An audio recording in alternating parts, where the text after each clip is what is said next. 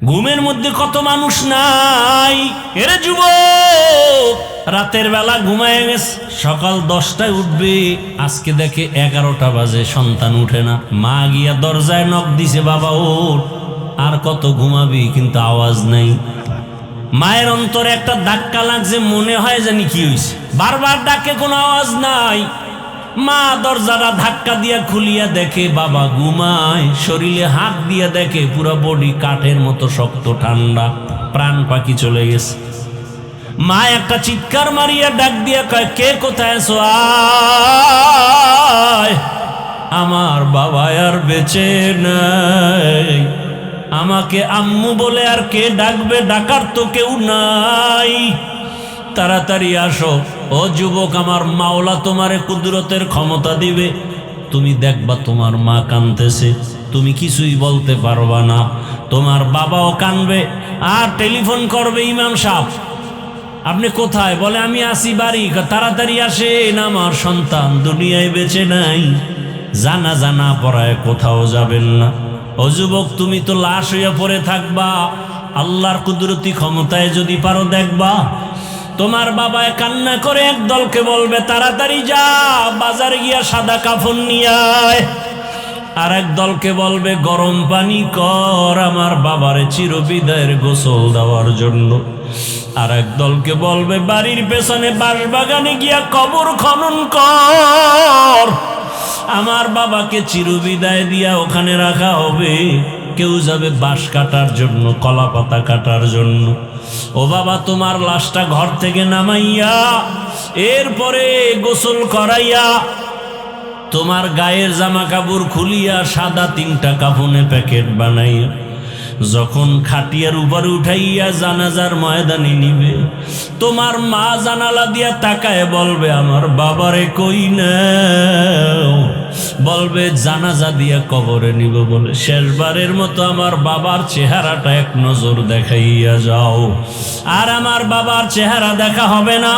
ও যুবক, এই তো দুনিয়া, তোমার মা কাঁদবে, বাবা কাঁদবে, কেউ তোমার সাথে আর কবরে যাবে না।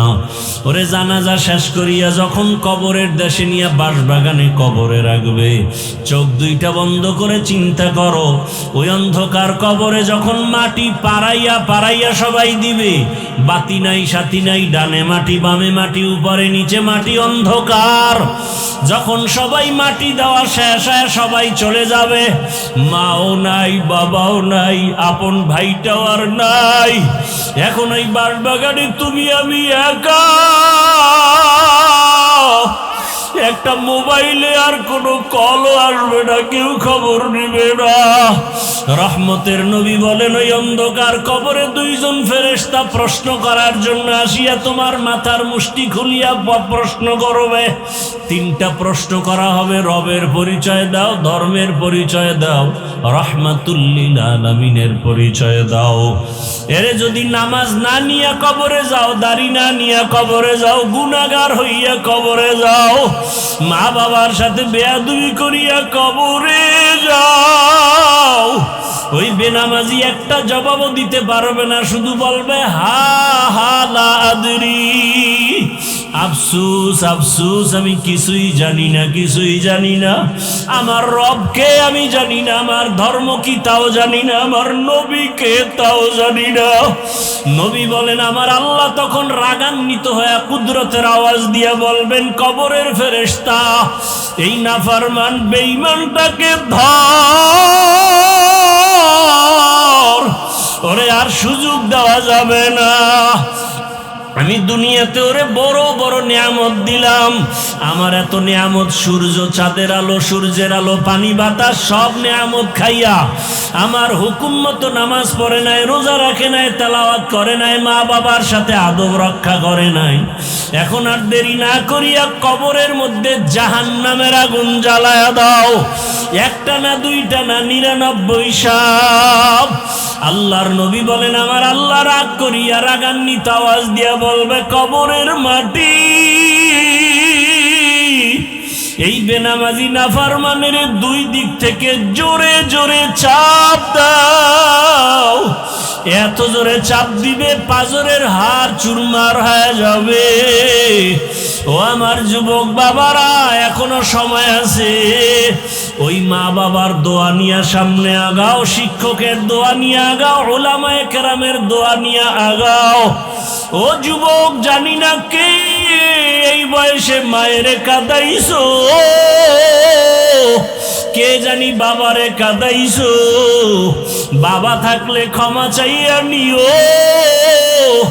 বাবার কাছে যদি চোখের পানি ছেড়ে বলো, বাবা বুঝতে পারি নাই, আমাকে মাফ করে দাও, এমন কোন বাবা নাই তোমাকে ক্ষমা না করে ছাড়বে। বাবার থেকে ক্ষমা নাও, মা বাবার কাছে ক্ষমা চাইলে ইজ্জত নষ্ট হয় না। শিক্ষকের দোয়া নিও, বরদোয়া নিও না। যদি বেয়াদবি করিয়াও থাকো, গোপনে গিয়া ক্ষমা চাইও রে ছাত্র বাবারা। ও উম্মতেরা, উলামায়ে কেরামের দোয়া নিয়ে চলো। ও যুবক, যার মা বাবা বেঁচে আছে, মোনাজাতের পরে বাসায় যাইয়া মাকে গিয়া বলিও, আম্মু আজকে কোরআনের বাগানে তওবা করে আসছি, আর গুনাহ করব না। ওয়াজের ময়দানে মোনাজাতে কত মানুষ দেখলাম কান্না করলো, আমার চোখে পানি নেই কেন? গুনার কারণে আল্লাহ বেজার হয়ে গেছে। ও মা, জীবনে কত বেয়াদবি করেছি, কত উল্টা পাল্টা অন্যায় করেছি। মা, তোমার সাথে বেয়াদবি করেছি, তুমি গোপনে কান্না করেছো।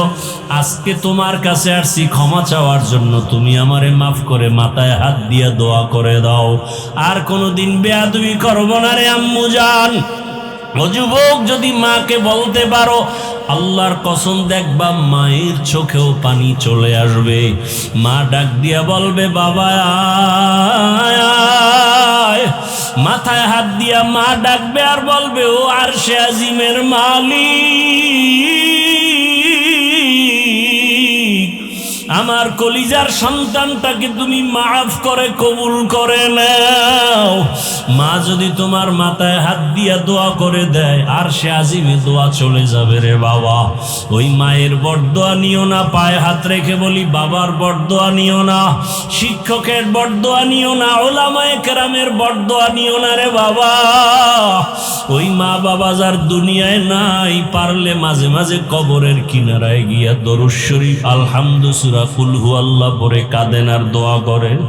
মসজিদে বসে বসে দোয়া করেন, ঘরে বসে আছেন চোখের পানি ছেড়ে দোয়া করেন, আর মা বাবার নামে দান সদকা করেন। এটা আপনার মা বাবার জন্য বড় সফলতা চলে আসবে।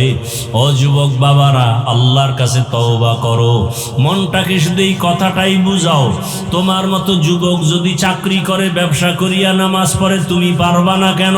তোমার মতো যুবক যদি স্কুল কলেজে পড়িয়া নামাজ পড়ে, তুমি পারবা না কেন?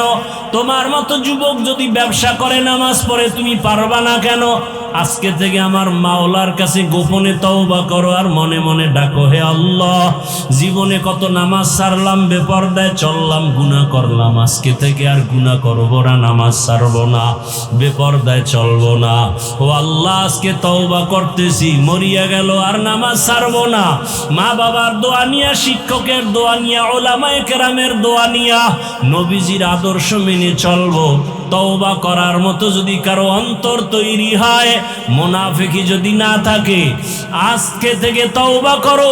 পর্দার আড়ালের মা বোনেরা, আপনাদের সন্তানদেরকে যত বয়ান শুনাইলাম, এই বয়ানটা কাজে লাগাইতে হলে আপনাদের দোয়া ছাড়া সম্ভব না। কারণ গাছ ভালো হলে ফল ভালো হবে, মা বাবা ভালো হলে সন্তান ভালো হবে। ও আম্মা জানেরা, আপনার মতো সন্তান এই দুনিয়াতে কত ভালো সন্তান, দুনিয়াতে যত ভালো ভালো সন্তান, আখেরাতের লাইনে, দুনিয়ার লাইনে, সব ভালো মায়ের আদর্শের কারণে। এরে আম্মা জানেরা, আপনার কি মনটা চায় না আপনি একটা ভালো সন্তানের মা হয়ে কবরে যাবেন? আপনার সন্তান কলিজা ভরে ডাক্তারিও করবে, নামাজ পড়বে, দোয়া করবে, কোরআন পড়বে। এমন একটা সন্তানের মা হতে পারলে আপনার জীবন ধন্য। এমন একটা সন্তানকে কোরআন পড়ান, ডাক্তার বানান, ইঞ্জিনিয়ার বানান, প্রফেসর বানান, কোরআন পড়ায়া দেন।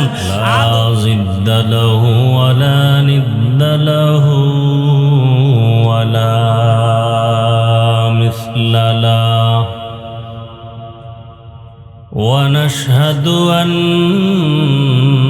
سيدنا وسندنا وحبيبنا وحبيب ربنا وطبيبنا وطبيب قلوبنا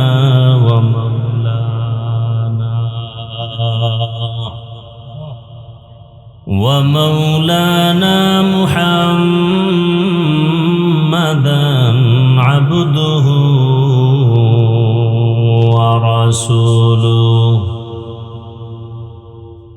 اللهم صل على محمد النبي الأمي وعلى آله وسلم تسليما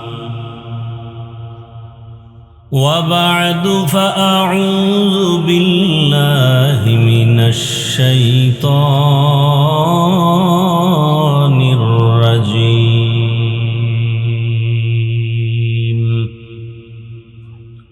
بسم الله الرحمن الرحيم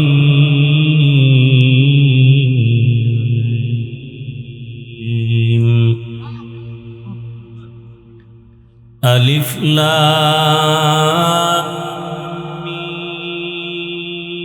ميم ذلك الكتاب لا ريب فيه هدى للمتقين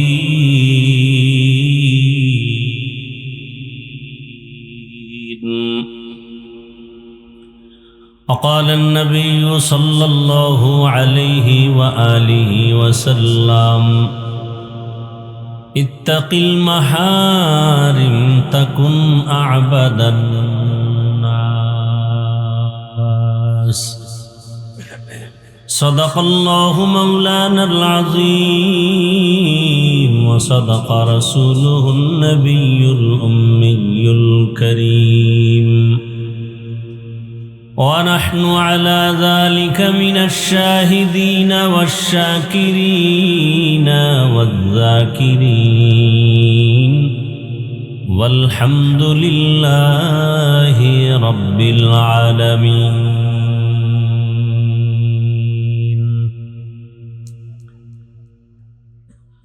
سبحانك لا علم لنا إلا ما علمتنا إنك أنت العليم الحكيم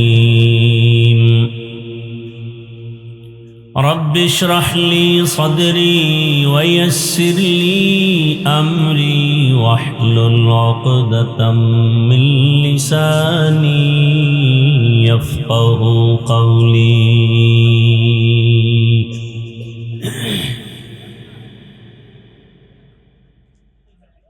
सूरज ने दिया अपनी शुआओं को ये पैगाम सूरज ने दिया अपनी शुआओं को ये पैगाम दुनिया है अजब चीज़ को भी सुबह को भी शाम दुनिया है अजब चीज़ को भी सुबह को भी शाम दुनिया में हो दुनिया का तलबगार नहीं हो दुनिया में हो दुनिया का तलबगार नहीं हो बाजार से गुजर हो खरीदार नहीं हो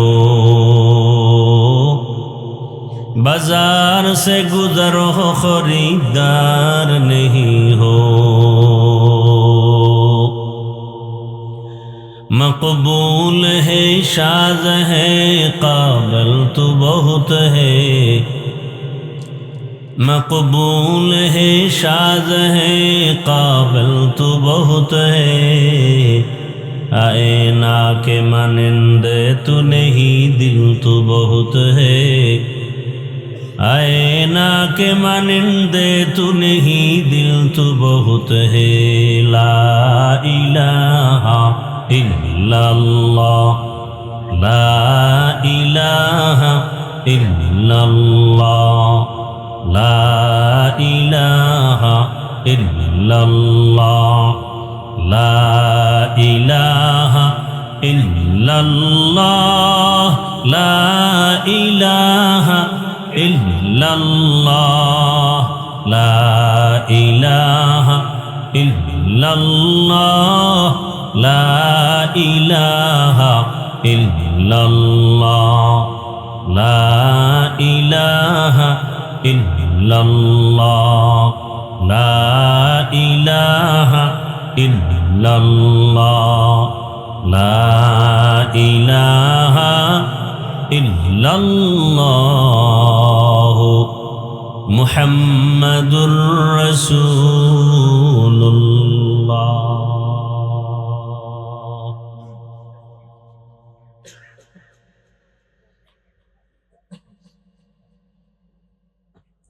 মোহাম্মদ বশির আহমেদের দাদা দাদি ও বাদর গ্রামের সকল কবরবাসীর মাগফিরাত কামনায় আয়োজিত আজ ইসলামী মহাসম্মেলন 24শে মার্চ 2026 মহতি এ মাহফিলে উপস্থিত মোহতারাম সম্মানিত সভাপতি মুফতি ইব্রাহিম খলিল ফারুকি দামাত বারাকাতুহুম ও মাওলানা আনোয়ার হোসেন সাহেব দামাত বারাকাতুহুম, অন্যান্য হযরত উলামায়ে কেরাম, অতিথিবৃন্দ, এলাকার বিভিন্ন স্থান থেকে আগত আল্লাহ পাকের আশিকিন, জাকিরিন, শাকিরিন, মুহিব্বিন, মুরব্বিয়ান এজাম, কলিজার টুকরা আমার সমবয়সী যুবক বন্ধুগণ, স্নেহের ছোট ভাই, পর্দার আড়ালে মাইকের আওয়াজ শ্রবণরতা সম্মানিতা মা ও বোনেরা, আল্লাহ পাকের দরবারে শুকর যে আল্লাহ আমাদেরকে সুস্থ রেখেছেন, আলহামদুলিল্লাহ। আমাদের সুস্থতাকে আল্লাহ পাক দায়েমান কবুল করেন। যারা দুনিয়ার থেকে চলে গেছেন আল্লাহ তাদেরকে জান্নাতুল ফেরদাউস দান করেন। এখনো যারা অসুস্থ ঘরে বিছানায় হসপিটালে আল্লাহ সবাইকে সুস্থতার নিয়ামত দান করেন। দরুদ ও সালাম সৈয়দুল মুরসালিন রহমাতুল লিল আলামিন শফিউল মুজনিবিন খাতামুন নবিয়্যিন সৈয়দুস সাকালাইন ইমামুল মুরসালিন শফিয়ে আযম রসুল আকরাম রহমতে আলম নবিয়ুল আরব আল আজম हबीब किबरिया अशरफुल अंबिया सैयदुल अंबिया शफीअ महशर साक़ी कौसर आका नामदार मदीना का ताजदार आफ्ताब नबूवत फ़ख्र मौजूदात सैयदुल मखलूक़ात हज़रत मुहम्मदुर रसूलुल्लाह सल्लल्लाहु अलैहि व आलिहि वसल्लमेर উপর সর্বোপরি শুকর যাদের অক্লান্ত পরিশ্রমের মাধ্যমে আজ সুন্দর আয়োজন, সময় পরামর্শ অর্থ দিয়ে দোয়া করে উপস্থিত হয়ে মাইক লাইট প্যান্ডেলের ব্যবস্থাপনার মাধ্যমে সহযোগিতা করেছেন, প্রত্যেককে আল্লাহ পাকে খেদমতের বরকতে দুনিয়াতে শান্তি, পরকালে চিরমুক্তির ব্যবস্থা করে দিন।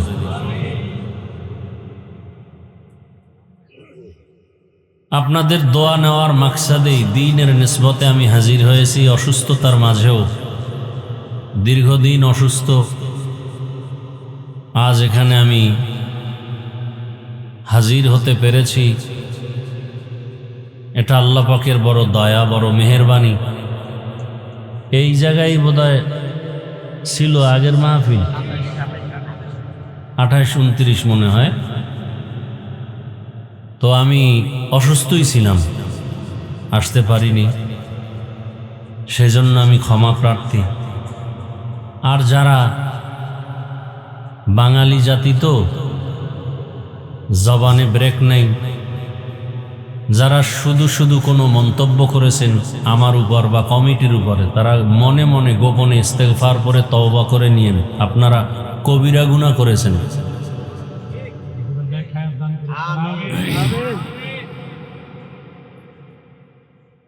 বিশেষ করে এখানে আসার পেছনে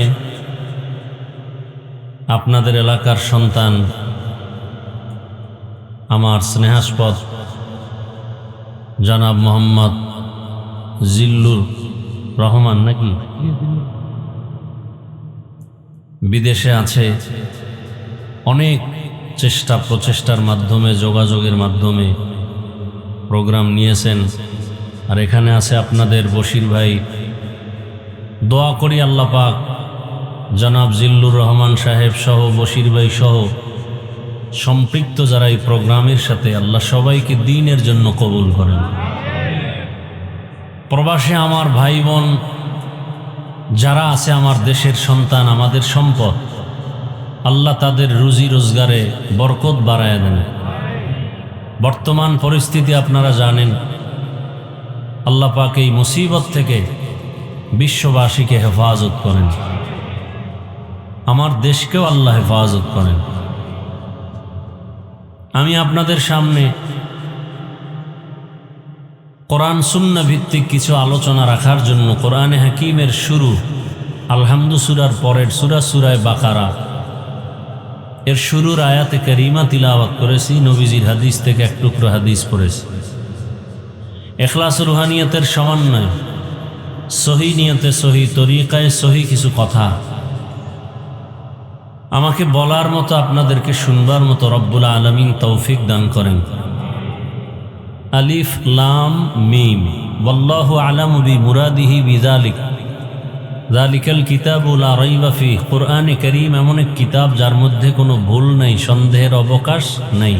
হুদাল্লিল মুত্তাকিন, আল্লাহ ভীরু যারা, এদের জন্য কোরআন পথ প্রদর্শক বা হেদায়াত। নবীজি বলেন হাদিস শরীফে, ইত্তাকিল মাহারিম তাকুন আবাদান নাস।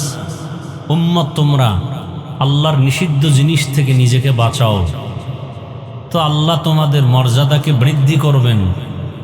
আল্লাহর কাছেও মর্যাদা বাড়বে, উম্মতের কাছেও মর্যাদা বেড়ে যাবে। মর্যাদা কে দেন? আল্লাহ মর্যাদা দেয়ার মালিক। আবার মর্যাদা কমায় দেন কে? সব ক্ষমতার মালিক আল্লাহ, সকল ক্ষমতার উৎস আল্লাহ। আমরা মুমিন হিসাবে এটাই বিশ্বাস করি।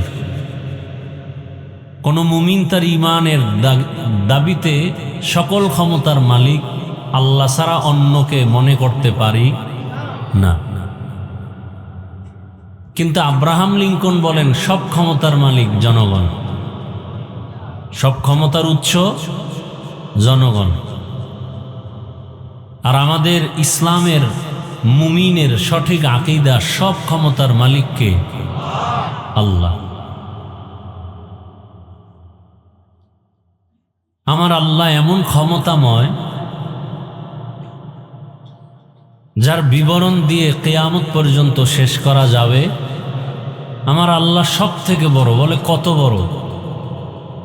বলে তুমি বড় বর্ণনা করতে করতে যেখানে শেষ, তার থেকেও আল্লাহ বড়। আয়াত হাদিসের তর্জমা শেষ। আয়াতের মধ্যে অনেক কথা, আলিফ লাম মিম নিয়ে কথা আছে। আধা ঘন্টা যাবে যদি এদিকে ঢুকি।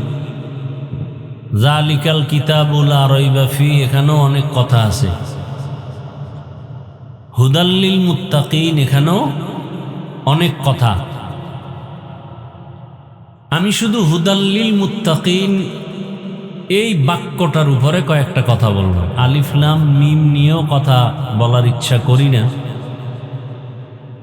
প্রয়োজনও মনে করি না। তবে এখানে একটু 2-1 মিনিট বলি। আল্লাহ পাক রব্বুল আলামিন কোরআন অবতীর্ণ করছেন এরকম অক্ষর দিয়া। অনেক সূরা শুরু করেছেন, আলিফ লাম র, তাহা, ইয়াসিন, কাফ হা ইয়া আইন সদ। এগুলোকে বলে আরবি বর্ণ, অক্ষর। পৃথিবীতে যত ভাষা আছে, ওই ভাষা শিখার জন্য নির্দিষ্ট অক্ষর আছে। বাংলা ভাষা শিখার জন্য আছে না, স্বরবর্ণ ব্যঞ্জন বর্ণ, স্বরে ও, স্বরে আ, ক খ। ইংরেজি শিখার জন্য ABCD। হিন্দি ভাষা শিখার জন্য নির্দিষ্ট অক্ষর আছে। ফার্সি শেখার জন্য অক্ষর আছে। এখানে দুই একটা কথা 2-1 মিনিটে খেয়াল রাখবেন। এই যে অক্ষরগুলো আলাদাভাবে এই অক্ষরের কোনো অর্থ নেই। যেমন ক অর্থ নেই, স্বরে ও কোনো অর্থ নেই, এ কোনো অর্থ নেই, বি কোনো অর্থ নেই, ঠিক আলিফ অর্থ নেই, বা অর্থ নেই, তা অর্থ নেই। এগুলো সংযুক্ত হলে অর্থ হয়। যেমন ক ল ম, তিনটা মিললে কি হবে? কলম। এখন অর্থ কি হবে? লেখার একটা যন্ত্র। কথা ঠিক না? আল্লাহ রাব্বুল আলামিন অর্থ নাই এমন অক্ষর কোরআনে দিলেন কেন? এটা প্রশ্ন হতে পারে না? অর্থ নাই। দুনিয়াতে যত তাফসির কারকরা তাফসির লিখছেন সবাই আলিফ লাম মিম এর নিচে তরজমা বা তাফসির লিখতে গিয়া লেখছেন আল্লাহু আলামু বি মুরাদিহি বিযালিক, অর্থাৎ আলিফ লাম মিম এর ভেদ কি, রহস্য কি, অর্থ কি, ব্যাখ্যা কি আল্লাহ ভালো জানেন। তার মানে ওই তাফসির কারক জানেন না? তাহলে কেউ জানেন না। তাহলে জানেন না এই বিষয়টা আল্লাহ জানেন, তার মানে হলো রসুলকেও জানায় নাই। রসুলরে জানাইলে রসুল জানাইতেন, সাহাবায়ে কেরামদেরকে, সাহাবায়ে কেরাম অন্যদেরকে জানাইতেন। তাহলে যেটার অর্থ আল্লাহ ছাড়া কেউ জানেন না, তাহলে এমন অক্ষরগুলো আল্লাহ দিলেন কেন? এত দামি একটা কিতাব কোরআন, যে কিতাবের কোনো তুলনা, যে কিতাবের মতো দ্বিতীয় আর একটা কোনো কিতাব নেই। এত দামি কিতাব, যে কিতাবটা দেখলে সওয়াব, যে কিতাব দেখলে সওয়াব, যে কিতাব পড়লে সওয়াব, যে কিতাব ধরলে সওয়াব, যে কিতাবের আওয়াজটা শুনলে সওয়াব, এমন একটা কিতাব কোরআনুল কারীম। এত দামি কিতাব, যেই কিতাবের কথা শোনার জন্য এতগুলো প্যান্ডেল, এত আয়োজন। না খাইয়া বসে আছেন আপনারা কি? এখানে কোনো খিচুড়ি দেওয়া হবে? আপনারা আসছেন, গাড়ি ভাড়া দেওয়া হবে? কিচ্ছু দেওয়া হবে না। এরপরও চুপচাপ এই মাটির মধ্যে, ঘাসের মধ্যে বসে আছেন আল্লাহর কোরআনের কথা শোনার জন্য, তাই তো? তাহলে এটা কেমন দামি? বাচ্চারাও বসে আছে, মুরব্বীরা বসে আছে, শিক্ষিত ভাইরা বসে আছেন। যত বয়ান করা হবে সব গাইবী বয়ান।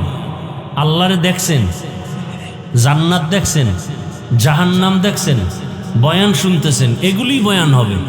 বয়ান তো এগুলিই হবে না? আপনারা সবাই বসে আছেন নদীর আগ্রহে।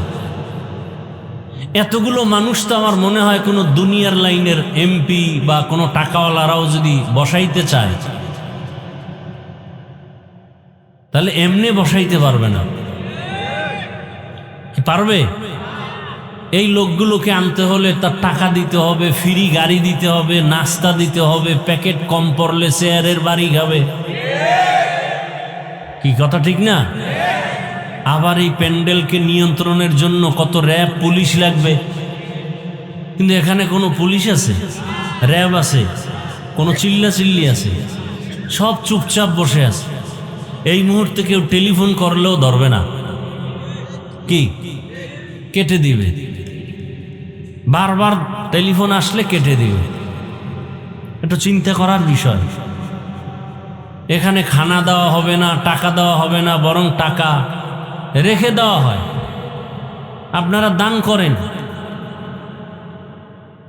এরপরও সবাই বসে আছে। অনেকে নামাজও পড়ে না, তারাও বসে আছে। কথা ঠিক না? এতগুলো মানুষকে নিয়ন্ত্রণের জন্য একটা পুলিশ নাই, কোনো কিচ্ছু নাই। এটা কেমনে সম্ভব? আমার রসুলের আদর্শ মানলেই এটা সম্ভব। তাহলে বুঝেন তো আমার রসুলের আদর্শ কত সুন্দর। এটা ইসলাম ছাড়া কেউ পারবে না। সম্ভব? কোনোদিন সম্ভব না। বিএনপি আসছে, আবার আরেক দল আসবে, আবার আসবে, আসতে থাকবে, নেতার পরিবর্তন হবে, কিন্তু শান্তি আসবে না যতদিন ইসলাম কায়েম না হবে। এই ঠিকটা আজকে বলছেন, ভোটের দিন তো ঠিক ছিল না। আগের রাইতে খাইয়া চেহারা ভাল্লুক বানায় ফেলাইছেন, জনমের মতো খাইছেন। আর ওই বরকতি টাকা তাহাজ্জুদের টাইমে আসছে, এটা না খাইলে তো কপাল খারাপ। আল্লাহ হেদায়াত দান করুন। শান্তির একমাত্র ঠিকানার নাম ইসলাম।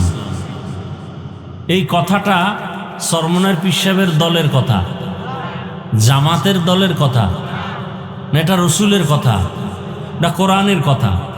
যে মুমিন ঈমান আছে সে কথাটা বাস্তবায়ন না করলেও মানতে হবে। তো শান্তির ঠিকানার নাম কি? ইসলাম। আচ্ছা, এখানে অনেকে নামাজ পড়েন না, তার মানে কি নামাজ পছন্দ করেন না? কি নামাজ পছন্দ করেন না? করেন। একজনে দাড়ি রাখে না, তার মানে কি সে দাড়ি পছন্দ করে না? করে। আপনি ইসলামের লাইনে চলেন না, তার মানে কি আপনি ইসলাম পছন্দ করেন না? করেন। আমি এটা বুঝাতে চাই। রসুলের আদর্শ এত সুন্দর, কিয়ামত পর্যন্ত রসুল বিদায়ের পরে যত আদর্শ নিয়ে দুনিয়াতে নতুন নতুন ব্যক্তি আসছে, আব্রাহাম লিঙ্কন, মাও সেতুন, লেনিন, কার্ল মার্কস, কত তন্ত্রর আদর্শ দিয়েও এই জমিনকে শান্ত করতে পারে নাই। পারছে? পারে নাই। কিয়ামত পর্যন্ত কোনো আদর্শ দিয়ে জমিন ঠান্ডা করা যাবে না, একমাত্র ইসলাম ছাড়া। আপনারা ইসলামটাকে অনেক কঠিন মনে করেন, অথচ ইসলাম ধর্মের মতো সহজ কোনো ধর্ম দুনিয়াতে নেই। ইসলাম কি আপনাকে ঘুমাইতে নিষেধ করে? কি আপনাদের ধারণা কি ইসলাম মানলে ঘুমানো যাবে না? ইসলাম মানলে খানা খাওয়া যাবে না? হ্যাঁ, কি আমরা না খায় থাকি?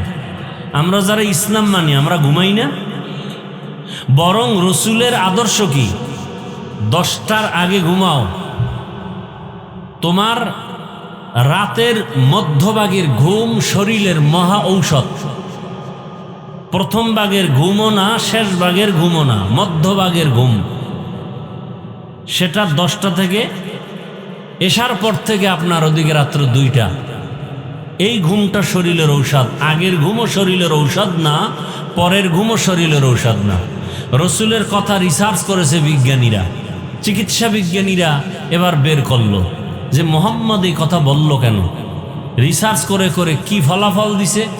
বুদ্ধি থাকলে আজকে মোবাইলটা ওপেন করে বাসায় গিয়া আকাম না করে কিছু ভালো কাজ করে গুগলে সার্চ দেন, রাতের ঘুম শরীরের ঔষধ, কোন অংশ লিখে দেন, টোটালটা চলে আসবে। চিকিৎসা বিজ্ঞানীরা কি থিওরি দিয়েছে সব গুগলে চলে আসবে। রাতের ঘুম শরীরের মহা ঔষধ, কোন অংশ বিস্তারিত ওখানে চলে আসবে। এটা রসুলের আদর্শ। রসুলের আদর্শ কি? গরুর অভ্যাস, পশুর অভ্যাস, হাঁটে আর চাটে। তুমি মানুষ, তুমি আশরাফুল মখলুক, তুমি গরুর মতো খাইও না, তুমি বসে খাও। তুমি মানুষের মতো বসো, কুকুরের মতো না, পশুর মতো না। ডান হাতে পান করো, খাও। বাথরুমে যাবা, পশুর মতো না, আশরাফুল মখলুক হিসাবে যাও। বাম পা দিয়া ঢুকো, ডান পা দিয়া বের হও। খালি পায়ে খালি মাথায় বাথরুমে যেও না। সুন্নত অনুযায়ী বাথরুমে যাবেন, কোনোদিন দুর্ঘটনা হবে না। বাথরুম হলো জিন শয়তানের আড্ডাখানা, এজন্য খালি মাথায় খালি পায়ে বাথরুমে যাওয়া নিষেধ। রসুলের আদর্শ মিথ্যা বলা হারাম। দুনিয়াতে আর কোন ব্যক্তি মিথ্যা বলা হারাম এই আদর্শ নিয়ে জন্ম নেয়নি। বরং দুনিয়াতে যত ধান্দাবাজি মিথ্যা বলতে পারবে সে তত সফল হবে মনে করে। অথচ রসুলের আদর্শ মিথ্যা বলা হারাম, কাউকে ধোঁকা দেওয়া হারাম, গালি দেওয়া হারাম। এটা রসুলের আদর্শ। এক মুসলমান আর এক মুসলমানের সাথে দেখা হলে সালাম দাও, এমনকি বিধর্মীর সাথে দেখা হলেও তাকে ধন্যবাদ জানাও। তোমার ব্যবহারে সে মুগ্ধ হবে। কোন বিধর্মী কাছে আসছে, মেহমানদারি করাও, রসুলের আদর্শ। কারো উপরে জুলুম করবা না, এটা ইসলাম শিখাইছে, আর কেউ শিখায় না। জুলুমের সংসারে আসছে, জুলুমের সমাজে আসছে রসুল। মাত্র 13 বছরের মধ্যে টোটাল জুলুমের সেই সমাজ গোটা দুনিয়ার জন্য আদর্শ মডেল হয়ে গেছে। এর নাম ইসলাম। আমরা এগুলো নিয়ে আলোচনা করি না, বুঝি না, গবেষণা করি না, এজন্য মনে করি ইসলাম মানে বিশাল বড় পাহাড় বোঝা। আল্লাহ আমাদের সব ভাইকে সহি বুঝ দান করেন। তো বলতেছিলাম আলিফ লাম মিম এগুলোর অর্থ নাই, দিলেন কেন? এই প্রশ্নের অনেক জবাবের একটা জবাব দিয়ে সামনে যাই। মুমিনের ঈমানকে আল্লাহ পরীক্ষা করা। তোমরা আমি আল্লাহকে না দেখে বিশ্বাস করছো, ঠিক আমার এই অক্ষরগুলো তুমি কি বুঝলে মানবা নাকি না বুঝলেও মানবা? যদি কোনো মুমিন বলে আমি আল্লাহর কোরআন বুঝলে মানি, না বুঝলে মানি না, সে 22 হাত পাগড়ি লাগাইলেও বেঈমান। আর যে মুমিন বলবে আমি আল্লাহর কোরআন বুঝলেও মানি, না বুঝলেও মানি, সে রিক্সা ড্রাইভার হলেও মুমিন। এই কথার মধ্যে আরো বহুত সবক আছে। কি সবক? বর্তমান দেশের মধ্যে ফেরকায়ে বাতেলা বের হইছে। এরা বারবার ইউটিউব খুললে এরা পর্ব আকারে বয়ান ছেড়ে দেয়। বয়ান, আমার বয়ান শুনতেছে এখানে সর্বোচ্চ 5000 মানুষ, কিন্তু মিডিয়ার বয়ান শুনতেছে লক্ষ লক্ষ মানুষ। না, আমি আপনাদের বুঝাই দিছি, লক্ষ লক্ষ মানুষ মিডিয়ার থেকে জানতেছে কোরআন না বুঝে পড়লে লাভ নাই। এই বয়ান চলতেছে, কোরআন না বুঝে পড়লে লাভ নাই। তাকে জিজ্ঞাসা করেন আলিফ লাম মিম এটা পড়ছনি? বলে হ্যাঁ। কি বুঝছো? আবু বকর বুঝে নাই, ওমরে ফারুক বুঝেন নাই, হযরত ওসমান বুঝেন নাই আলিফ লাম মিমের অর্থ কি। তার মানে কি না বুঝলে সওয়াব হবে না? তাহলে যারা ইউটিউবে এই ভ্রান্ত মতবাদ ছড়ায় আর বলে কোরআন না বুঝে পড়ে লাভ নাই, এরা ইসলামের বন্ধু হতে পারে না। আল্লাহ হেদায়েত দান করুন। এরা নতুন ব্যানার নিয়ে আসছে। এতদিন দেখছেন আহলে হাদিস, আর এখন নতুন আর এক ব্যানার তাদের আহলে কোরআন। এরা হাদিসও মানে না, কোরআন মানে। কি মানে? কোরআন মানে। এরা শুধু কোরআন মানে, হাদিস মানে না। আপনি বলবেন এই দল তো, এই লোক তো আমগো এলাকায় নাই। যদি গোটা দেশ বাছাই করেন ওদের দল ভারী, আপনার খবর নেই, আপনার খবর নাই। আল্লাহ হেদায়েত দান করুন। রাগ করতেছেন? আচ্ছা, আমাকে একটু জবাব দেন, রসুলের যুগে ইসলামের দুশ্মন ছিল? বুঝে শুনে বললেন। বর্তমান ইসলামের দুশ্মন নাই।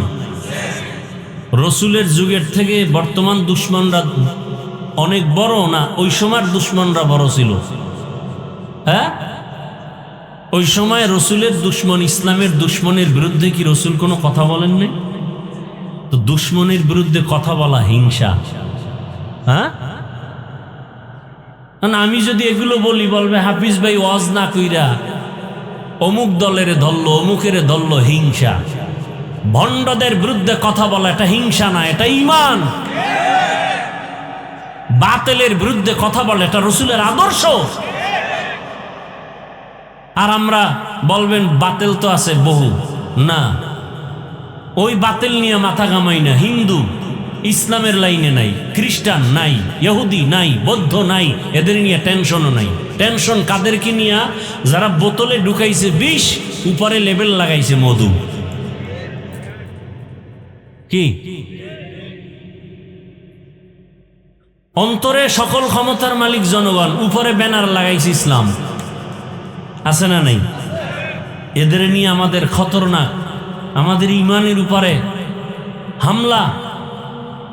এই বিষয়গুলো আমরা ওলামায়ে কেরাম আপনাদের যদি বুঝাইয়া না বলি কে বলবে? আপনাদেরকে সতর্ক না করলে কে করবে? আল্লাহ আমাদের সব ভাইকে হেদায়েতের দৌলত দান করেন।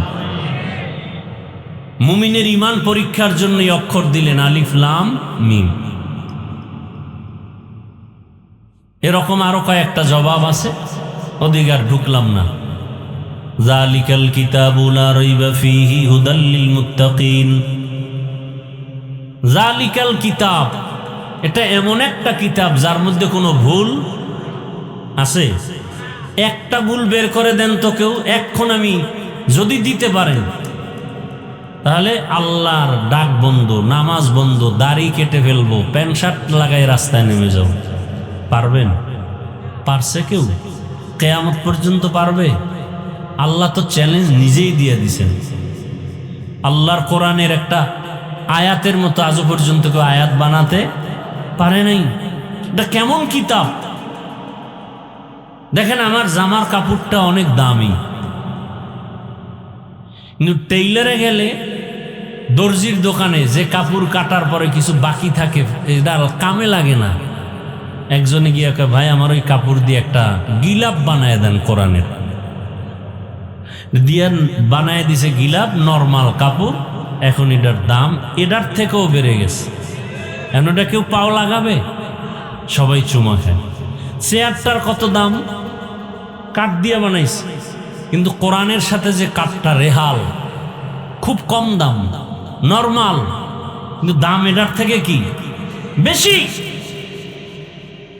আপনাদের এলাকায় বিল্ডিং আছে না, কিন্তু টিনের ঘর, মাদ্রাসা ওই বিল্ডিং এর থেকেও কি দামি।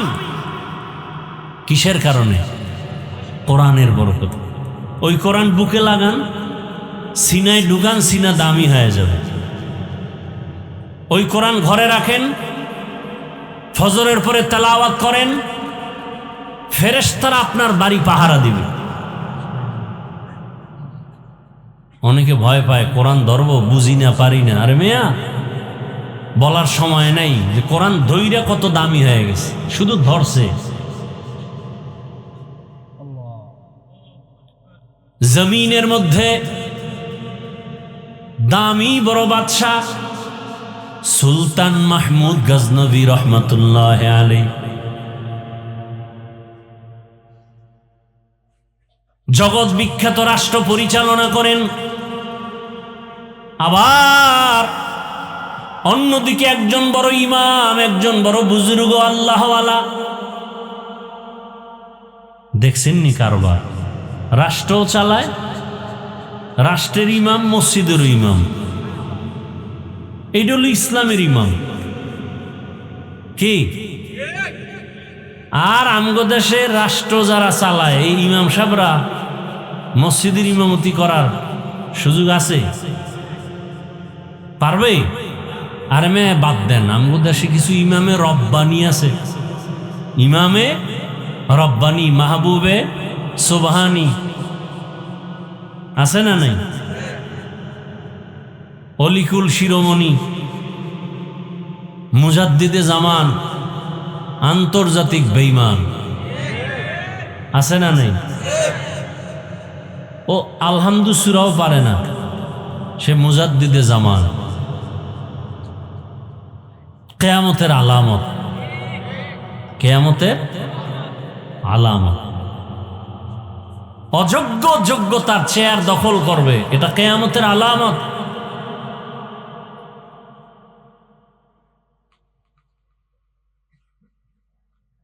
সুলতান মাহমুদ গজনভী রহমতুল্লাহ আলাইহি দেশ পরিচালনা করেন, রাষ্ট্র পরিচালনা করেন।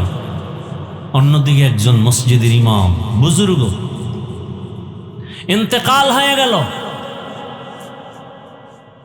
স্বপ্ন যোগে বহুদিন পরে তার বন্ধুর সাথে মোলাকাত, কথোপকথন হচ্ছে। কবরের কি হালাত। সুলতান মাহমুদ বলতেছেন, আল্লাহ আমাকে কবরে মাফ করে দিয়েছেন। বলে এমন কি বড় আমল করেছেন আল্লাহ মাফ করছেন? না, তেমন কোনো বড় আমল না, সামান্য একটা ছোট আমলে আল্লাহ আমাকে মাফ করছেন। সামান্য একটি ছোট আমল। কিসে ছোট আমল? বলে আল্লাহর কোরআনের সাথে আমি আদব বজায় রেখেছি। কিসের সাথে? আল্লাহর কোরআনের সাথে। সেটা কি? বলে আমি সফরে রওনা, কোথাও যাইতেছিলাম, যাইতে যাইতে এক জায়গায় রাত হয়ে গেল। পাহাড়ি এলাকা, চলন্ত পথে যাত্রা বিরতি করলাম। রাতের আধার, রাত্রি যাপনের জন্য ওই এলাকার এক গরিব ব্যক্তির বাড়িতে আমি অবস্থান নিলাম। ছোট একটা ঘর, গরিব। রাতের বেলা আমাকে যেই রুমের মধ্যে থাকার ব্যবস্থা করলো, সবাই যখন ঘুমায় গেল, আমি বিছানায় শোয়া মাত্র হঠাৎ তাকায় দেখি আমার পায়ের কিনারায় উঁচু একটা তাক, তাকের মধ্যে এক জিল কোরআন শরীফ রাখা। আমি হঠাৎ করে চিন্তায় পড়ে গেলাম, আমি এখানে ঘুমায় থাকবো আর আল্লাহর কোরআন সামনে থাকবে, পা উঁচু হতে পারে, ঘুমের মধ্যে বেয়াদবি হয়ে যাবে। তাহলে আমি একটু আরামে ঘুমানোর জন্য কোরআনটা অন্য রুমে রেখে আসি। আমি উঠলাম, কোরআনটা হাতে নিয়ে অন্য রুমে রাখার জন্য যখন কদম দিলাম, হঠাৎ করে আবার আমি দাঁড়ায় গেলাম। দাঁড়ায় আবার চিন্তায় পড়ে গেলাম, কোরআনের থেকে আমি সুলতান মাহমুদের দাম কি অনেক বেশি যে আমি আরামে ঘুমানোর জন্য কোরআন অন্য রুমে রাখবো? এটা তো হতেই পারে না। বরং কোরআন পরিচ্ছন্ন জায়গায় থাকবে, প্রয়োজনে আমি ময়লা বিছানায় গিয়ে ঘুমাবো। এই চিন্তা করে আবার ব্যাক করে কোরআনটা আবার সুন্দর জায়গায় রেখে আমি ময়লা বিছানায় গিয়া মোটামুটি রাত কাটাইলাম। এই যে কোরআনের আজমত রক্ষা করলাম, আদব রক্ষা করলাম, আমার আল্লাহ খুশি হইয়া আমাকে মাফ করে দিয়েছে। আতিনা ফি দারে দুনিয়া না হাসান, আতিনা ফি দারে উকবা না হাসান, ইয়া গিয়াসাল মুস্তাগীসিন ইহদিনা লিফতিখারা বিল উলুমে ওয়াল গিনা। হর গরিদে নেকো তু তৈয়ার হে, जो न मांगे उससे तू बेजार है। আপনাদের খারাপ লাগে? বৃষ্টি হওয়াটা ভালো ছিল নাকি? কিছুক্ষণ বসার নিয়ত আছে? না, নফস শয়তান তো ধোকা দিতেছে। এই পুরান বয়ান আর কত শুনবা? হ্যাঁ, আল্লাহ হেদায়েত দান করুন। জিন্দেগি তো শেষ। চোখের সামনে অনেকের দেখছি, আজ নাই। কি আমি যে ওস্তাদের কাছে লেখাপড়া শিখছি, উজানি মাদ্রাসার দীর্ঘদিন আপনাদের সৈয়দাবাদ মাদ্রাসার শাইখুল হাদিস ছিলেন, ইন্তেকাল হয়ে গেছে। এভাবে বয়ান চলবে, প্যান্ডেল জমা থাকবে, একদিন চেয়ারে আমি থাকবো না, আর একজন বলবে। কথা ঠিক না? জিন্দেগি মে বন্দগি তু করনা হে, जिंदगी में बंदगी तू करना है, जिंदगी बे बंदगी शर्मिंदा है, जिंदगी बे बंदगी शर्मिंदा है। दुनिया में हो दुनिया का तलबगार ना हो, बाजार से गुजर हो खरीदार ना हो। ये दुनिया एक मिसल कागज़ फूल है, ये दुनिया एक मिसल कागज़ फूल है। जिंदगी में बंदगी तू कर नहीं, जिंदगी बे बंदगी शर्मिंदा है, जिंदगी बे बंदगी शर्मिंदा है। जिंदगी में बंदगी कुन बंदगी, बंदगी बे जिंदगी शर्मिंदगी। এরে নবীর আশিক কলিজা টুকরা আমার যুবক বৃদ্ধ বাবাজি, পর্দার আড়ালের মা বোনেরা, দুনিয়াটা কিছুই না, স্বপ্নের মতো দুনিয়া, স্বপ্নের মতো। একজনে ঘুমায়া স্বপ্ন দেখে বিলকিসের সিংহাসনে বয়া স্বর্ণের প্লেটে নাস্তা খায়। ঘুমের থেকে উঠা দেখে সেরা কাঁথা মাথার উপরে পড়ে আছে।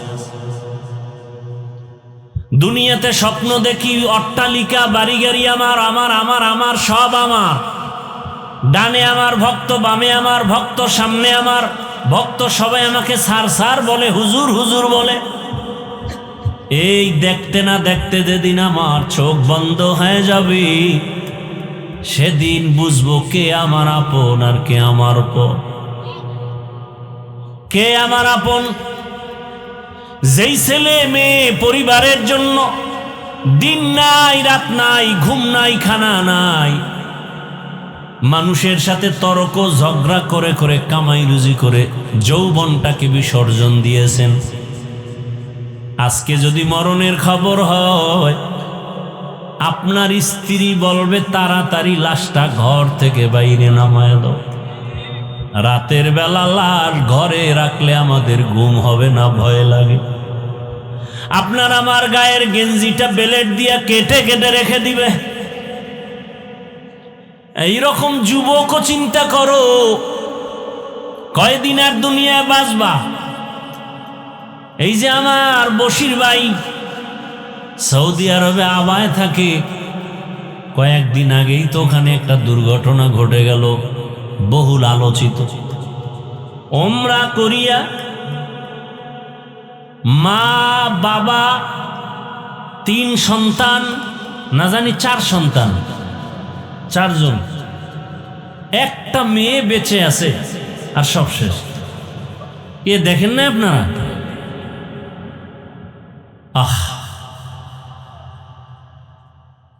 এমন অ্যাক্সিডেন্ট হয়ে গেল, লাশও দেশে আসা কঠিন। ওই শিশু মেয়েটাকে নিয়ে আসছে, মেয়েকে বলছে তোমার মা হসপিটালে আছে, বাবা হসপিটালে আছে, আসবে। মেয়েরে খেলনা দিয়া আনন্দ দেয়। হঠাৎ করে যখন একদিন বলে ফেললো তোমার মা বেঁচে নাই, তোমার বাবা দুনিয়ায় বেঁচে নেই, মেয়েটা এমন কাদা কাঁদছে আর বলে আমি কাকে মা বলে ডাকবো, কাকে আমি আব্বু বলে ডাকবো, কাকে আমি আম্মু বলে ডাক দিব।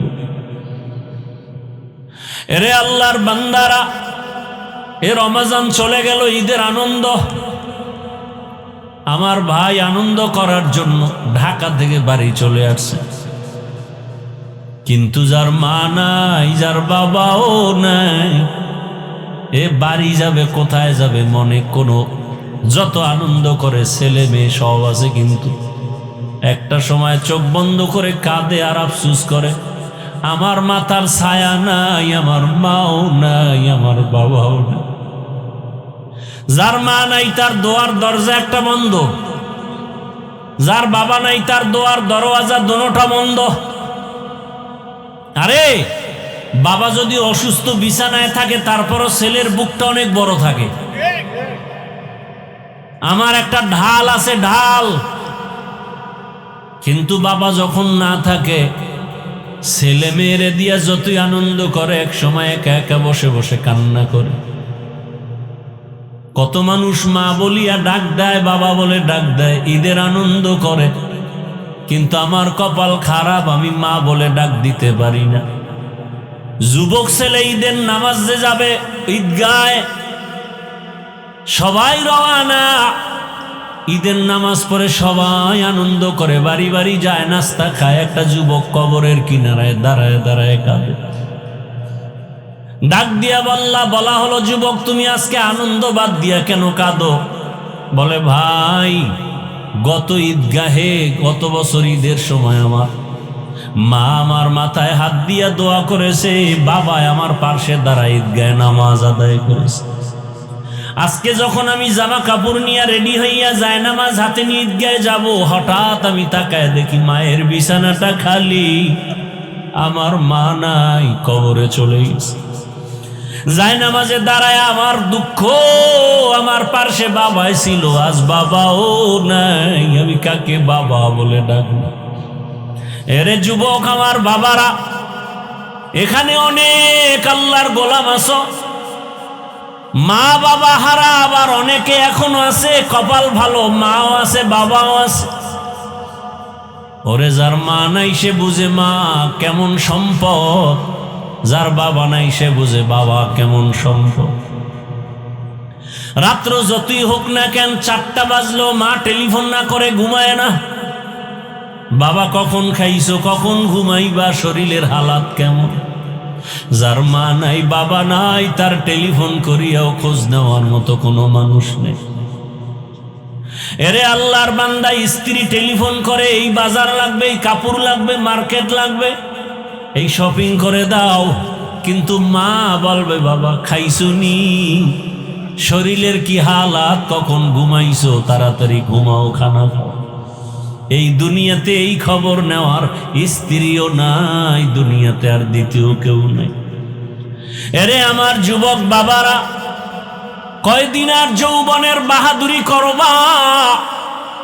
বয়ান তো আমার থেকে কম জানো না রে বাবা, বরং তোমরা তো আমাদেরকে ভালো দেখো না।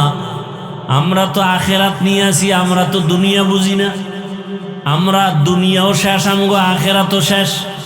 কত বাজে কথা বলো, টুপি মাথায় দিয়া মাথা গরম করে ফেলেছি, কওমি মাদ্রাসায় পড়ে আমাদের কোনো লাভই হলো না। কত কথা বলো, কিন্তু একটু চিন্তা করো রে বাবা, চোখ দুইটা বন্ধ করে একটু চিন্তা করো, কয়দিন দুনিয়াতে থাকবা রে বাবা। এই ঈদের মধ্যে বাংলাদেশে এমন একটা ঈদ যায় না যে মানুষ মরে না। আর এখন তো মরণ ফাঁদের নাম বাইক, কি কয় এলাকায়, কি বাইক? এটা হলো ডাইরেক্ট মরণাস্ত্র, আর ইনডাইরেক্ট মরণাস্ত্র মোবাইল। হুন্ডায় তোমাকে মেরে ফেলবে ডাইরেক্ট, আর মোবাইলে মারবে আস্তে আস্তে, চোখের পাওয়ার নিবে, কিডনি খাবে, তোমার মাথার ব্রেন নষ্ট করবে, হার্ট দুর্বল করবে, আস্তে আস্তে তোমাকে ধ্বংস করবে এই মোবাইল। আর ডাইরেক্ট তোমাকে মেরে ফেলতেছে কি? কথা হয় না। যুবকরা সত্য কথা বলো, বাস, ট্রাক, ভ্যান, বিমান, মোটর সাইকেল, লঞ্চ, স্টিমারের মধ্যে যত অ্যাক্সিডেন্ট হয়, বেশির গড়ে অ্যাক্সিডেন্ট বেশি হয় কোনটা? তুমি জানো, এরপর এটা নিয়ে দৌড়াও কেন? আবার অনেকে বিবাহের বন্ধনে যৌতুক চায়, আমাকে বাইক দাও, কে আছে না নাই? আমাকে বাইক দেওয়ার জন্য তাড়াতাড়ি মরতে পারি। জানে মরবে, এরপর এটা নিয়ে দৌড়ায়। আর মরবে না কেন? ভালো কামে তো আর যায় না, যায় আকাম করতে। আল্লাহ হেদায়াত দান করুন। আরে আমার যুবক, একটা মিনিট চোখ বন্ধ করে দেখো তো, তোমার লেখাপড়ার সাথী বন্ধু কত দুনিয়াতে নাই? খেলার মাঠের কত বন্ধু আড্ডা দিতে একসাথে আজ নাই। একদিন খবর হয়ে যাবে তুমিও দুনিয়াতে থাকবা না। এরে আল্লাহর বান্দারা, আল্লাহ পাক রব্বুল আলামিন কোরআন দিলেন আমাদের হেদায়েতের জন্য, হুদাল লিল মুত্তাকিন। যারা আল্লাহকে ভয় করবে তাদের হেদায়েতের জন্য কোরআন। দুনিয়াটা কিছুই না রে বাবা, কই মাথায় টুপি পরলাম, দাড়ি রাখলাম, নামাজ পড়ি, পর্দা করি, হালাল খাই, নবীর সুন্নত অনুযায়ী চলতে গিয়া কই আমরা তো সম্মান কমে নেয় না খায় মরি নাই। ও আমার যুবক বাবা, আমি এখানে যত কথাই বলতেছি সারা বাংলাদেশে কথাগুলো আমি কমন বলি। আমি কাউকে বলবো না মাদ্রাসায় যাও, স্কুল ছেড়ে দাও, তাবলিগে যাও, পীরের কাছে যাও। বরং আমি বলবো যুবক বাবারা, স্কুলে পড়ো, কলেজে পড়ো, চাকরি করো, ব্যবসা করো, আমার পক্ষ থেকে বাধা নাই, বরং দোয়া। তুমি ওখানে লেখাপড়া করে ডাক্তার হও, প্রফেসর হও, ইঞ্জিনিয়ার হও, আমি চাই। তুমি আমাকে হুজুরগুলো টানো কেন যে মাদ্রাসায় পড়ে মাওলানা হইবে, ডাক্তার কি হতে পারবে? তা আমরা মাদ্রাসায় পড়ে ডাক্তার হলে কলেজে পড়ে ঘোড়ার ঘাস কাটবা? আকল নষ্ট। মাদ্রাসায় পড়ে কি ইঞ্জিনিয়ার হওয়া যায়? তা মাদ্রাসায় পড়ে যদি ইঞ্জিনিয়ার হই, তোমরা জেনারেল লাইনে ঘোড়ার ঘাস কাটবা? মাথা নষ্ট। ব্ল্যাকমেইল করো মুসলমানকে। কই আমরা তো তোমাদেরকে হিংসাত্মক মনোভাব নিয়ে বলি না স্কুলে পড়ে লাভ কি, ওখানে পড়লে কি মুফতি হওয়া যায়? এরকম বোকার মতো কথা তো আমরা বলি না। তোমাদের মাথায় তো নষ্ট কেন? কারণটা কি? মাদ্রাসায় পড়েই তো আলেম হওয়ার জন্য, মাদ্রাসায় পড়েই তো কোরআন শিখার জন্য, মাদ্রাসায় পড়েই তো হাদিস শিখার জন্য। ওই প্রশ্ন কেন? আমরা তো এই প্রশ্ন করি না। স্কুলে পড়ে লাভ নাই, কলেজে পড়ে লাভ নাই, ভার্সিটিতে পড়ে লাভ নাই। কেন? ওখানে পড়লে মুফতি হওয়া যায় না, হাফেজ হওয়া যায় না। কোনোদিন বলছে কোনো হুজুর? তো তোমার আকল নষ্ট কেন? তুমি আমগো উপরে প্রশ্ন করো কেন? হ্যাঁ, আমরা যদি চ্যালেঞ্জ দেই তা আমরা মুফতিও হতে পারবো, ডাক্তারও হতে পারবো, ইঞ্জিনিয়ারও হতে পারবো, মুফাসসিরও হতে পারবো। এরকম হুজুর আছে না নাই? কিন্তু তোমাকেও জিন্দেগি বরবাদ হয়ে যায়। আমরা ওটা চাই না, আমরা ওটা চাই না।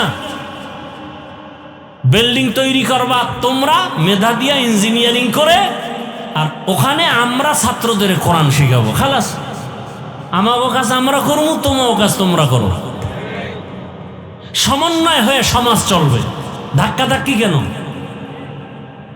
আর একটা কথা বলেই ফেলি যেহেতু মনে আসছে, পৃথিবীতে মানুষের সেবা, সেবামূলক যত কাজ হয় সংস্থার মাধ্যমে হয় না? কথা বলেন না কেন? সেবামূলক সংগঠন আছে না নাই? সেবা সংস্থা, দুনিয়াতে যত মানুষের সেবা করার জন্য যত সংস্থা আছে, যত সংগঠন আছে, এর মধ্যে শ্রেষ্ঠ সংস্থা কওমি মাদ্রাসা। কি? পঙ্গু সন্তান, পঙ্গু, প্রতিবন্ধী, এদের দায়িত্ব নিবে সরকার। কথা ঠিক না? মাদ্রাসাওয়ালারা এই সন্তানগুলোকে বিনা টাকায় পড়ায়, সরকার 1 টাকাও দেয় না।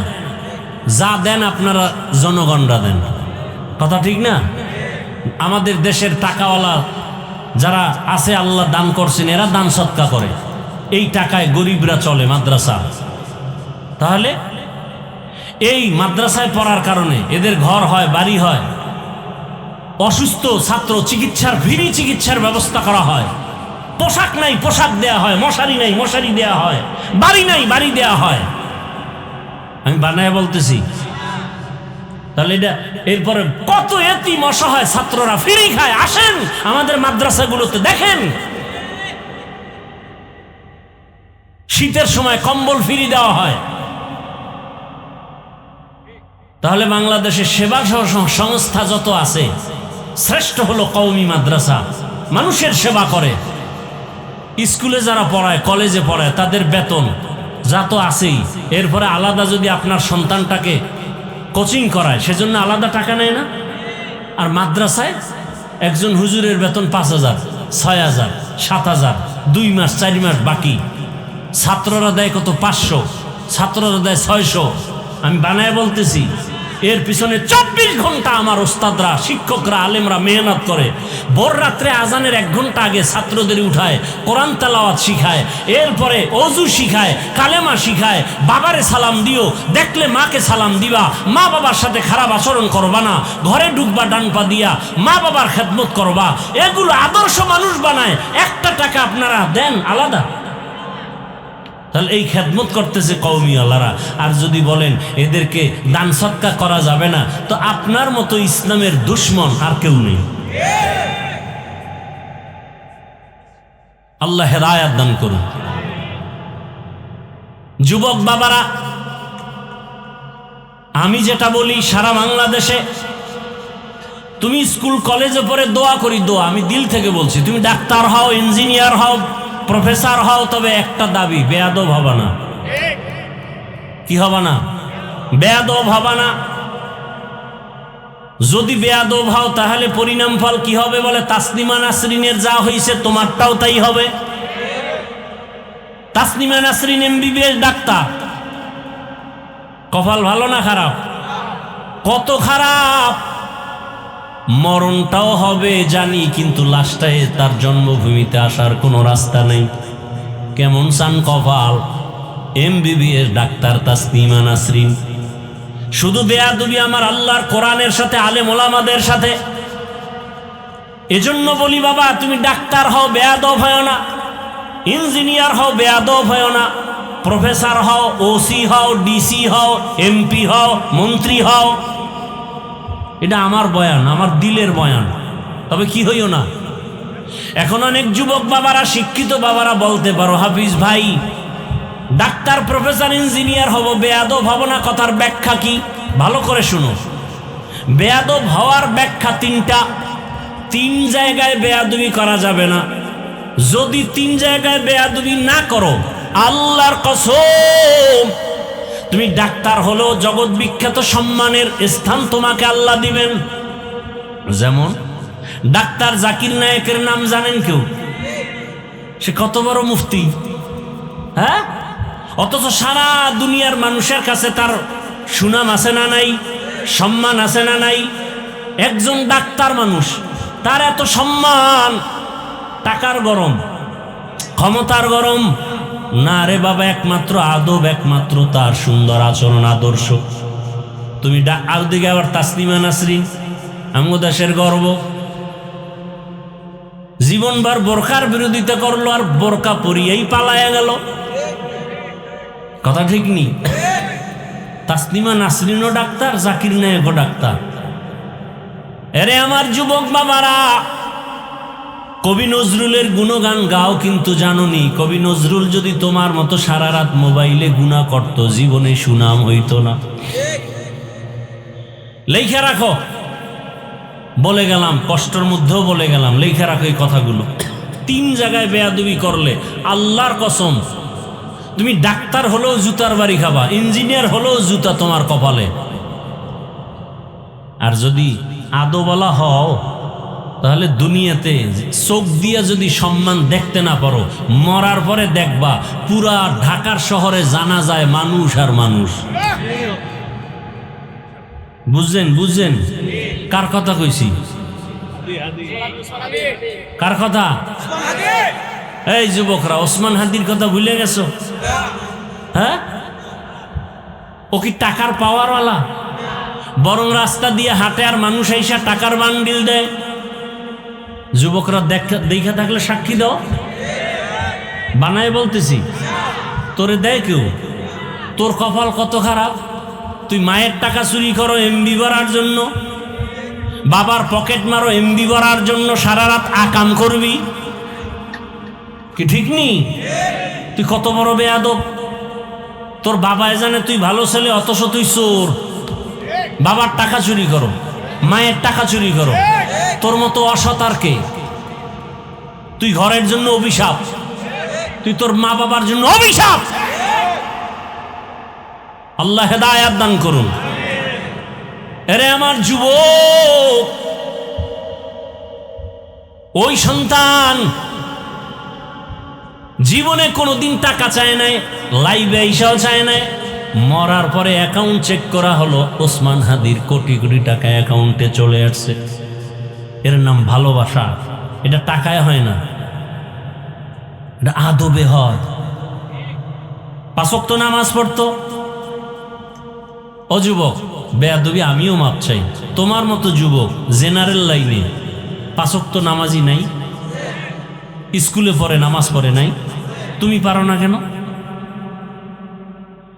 ও যুবক বাবা, তোমার পায়ে হাত রেখে বলি মাপ চাই, বেয়াদবি। তোমার মতো যুবক রাস্তায় গাড়ি চালায়, নামাজ ছাড়ে না, বলো তুমি কেন পারবা না? তোমার মতো যুবক র্যাব, আর্মি, পুলিশ, বিডিআর এর চাকরি করে, নামাজি, তুমি পারো না কেন? তোমার মতো যুবক তাকায় দেখো, নদীর মধ্যে মাছ ধরে নামাজ পড়ে, কৃষি কাজ করে নামাজ পড়ে, তুমি পারো না কেন?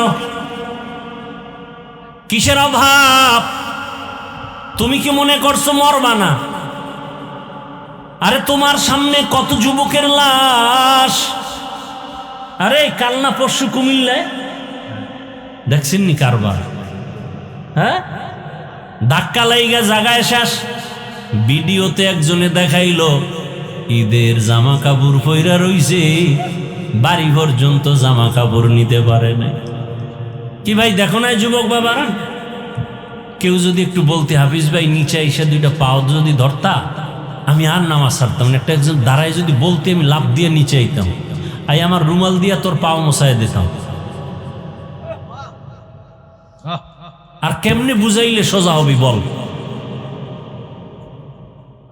আমি কি হুজুর হইতে বলছি? তাবলিগে যাইতে বলছি? কওমি মাদ্রাসায় যাইতে বলছি?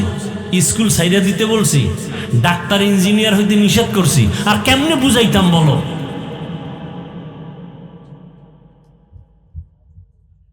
জাগাত 12 জন মারা গেল, ঈদের জামা কাপড়গুলো ছবিতে চলে আসলো।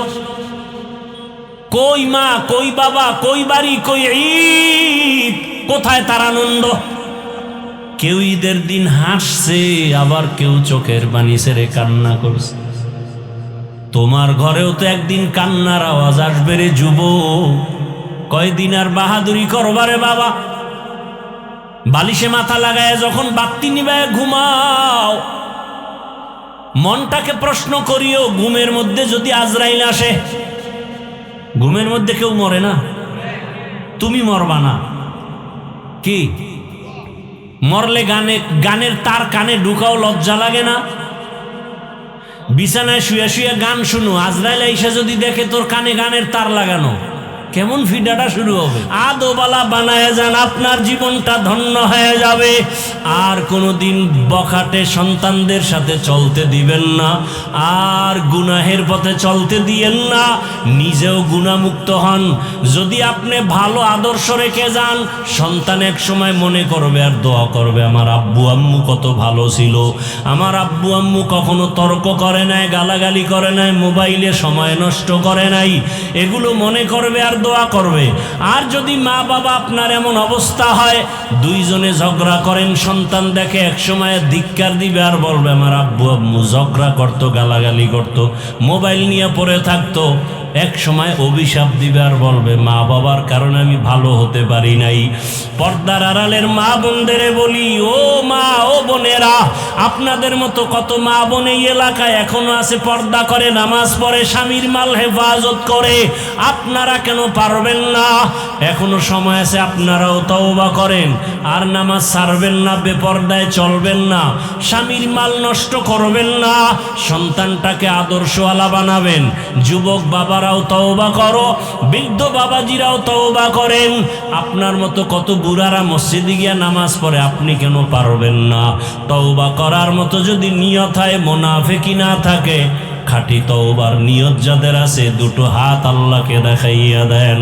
আয় আল্লাহ, হাতগুলো কবুল করে নেন, তওবা কবুল করে নেন, তওবার উপরে মজবুত হইয়া চলার তৌফিক দান করেন, আমিন। আলহামদুলিল্লাহি রাব্বিল